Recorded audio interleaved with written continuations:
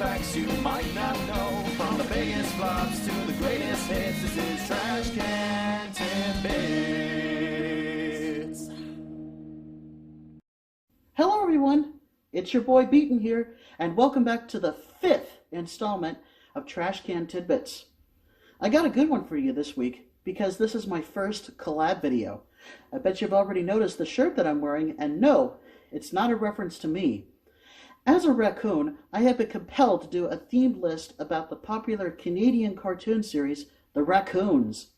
The hijinks and adventures of Bert Raccoon in the Evergreen Forest has been charming audiences since 1980. It has remained a pop culture staple and a strong message for environmentalism ever since. However, since my knowledge of the series is rather limited, I decided to ask for some help on this list, and I received it. All the facts will be discussed today were provided by DragonBoy618 on Twitter. He was a huge help and quite passionate about the raccoons. I literally could not have done this without him. So thank you so much for your help, DB. With that said, let's dive right into the facts. Fact 1. The initial idea for the series came about in the late 1970s when Kevin Gillis, a Canadian television personality, had a brief dilemma with a wild raccoon that had crept into the Ottawa cottage that he was staying in. It gave him the genesis for the show. Fact 2. The first Raccoons TV special and the inception of the franchise, The Christmas Raccoons, aired during the holiday season of 1980. The special featured famed impressionist Rich Little as the narrator, Rupert Holmes, best known for the Escape, aka the Pina Colada song, as the voice of Forest Ranger Dan, and singer Rita Coolidge, who would later perform the song All Time High for the James Bond film Octopussy as the voice of Melissa Raccoon.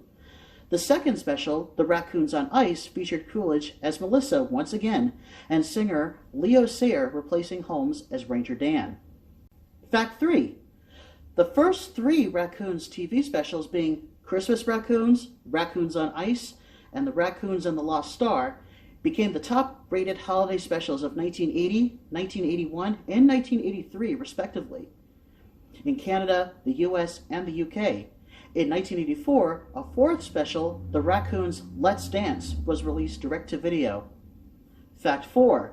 The Raccoons, as a continuous TV series, began its run in 1985, produced entirely in Canada, but funded by the Disney Channel, which aired the series in the US. Fact 5. By the end of the first season's airing, however, there were a few slight changes. The animation studio changed from Atkinson Film Arts, who had animated the first 4 specials and the first season of the series, to Hinton Animation Studios for the remainder of the series, and Ranger Dan and his family were slowly phased out, although his pet stayed on as part of the cast, and was replaced by Ralph and Melissa's nephew, Bentley, and later their niece, Lisa, with the latter being named after and voiced by series music consultant Lisa Lougheed. Fact 6. Lisa also performed most of the show's soundtrack, most notably the series' ending theme that played during the end credits of every episode, Run With Us.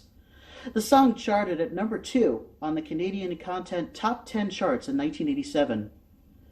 Fact 7. The Raccoon series itself was less cartoon per se, and more animated comedy drama, appealing to all ages for many different reasons. Unlike many other cartoons of its time, it handled subjects like romance, regret, and how people can change over time in a fairly sophisticated and non-condescending manner, while remaining sufficiently uncomplicated for younger viewers. Fact 8. The series expanded on the initial 4 specials and gave characters lots of room for development. For example, the series' villain, Cyril Sneer, gradually became more of an anti-hero and eventually fully reforming and becoming a good guy by the series finale. Fact 9. The series was canceled against Kevin Gillis' demands in 1991 due to the box office failure of The Nutcracker Prince, a film which he himself produced. And actually, I remember seeing that when I was a kid. Fact 10. Gillis has tried to revive the series several times, ranging in forms from a straightforward continuation of the original series to a mini-series in where Bert is sent back in time to a medieval version of the Evergreen Forest.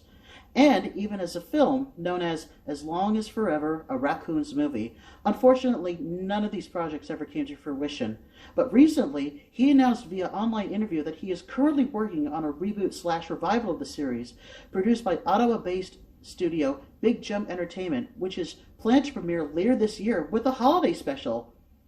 The series has officially become full circle. And since 10 facts weren't enough for you, I have a special 11th fact. In 1990, Bert and Lisa Raccoon were actually named the official mascots of the Canadian Olympic team. Sadly, by now they've been replaced by some generic moose. But look at this patch.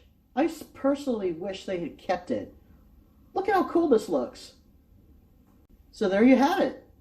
Even I learned a lot of neat things about this show, and it's definitely got me interested to learn more. I hope you like this list too. Thanks again so much for the help, DB. Go check him out on Twitter too. He knows a lot about the show. Thank you all again so much for watching, and please don't forget to like, subscribe, and share my videos. I'll see you next time.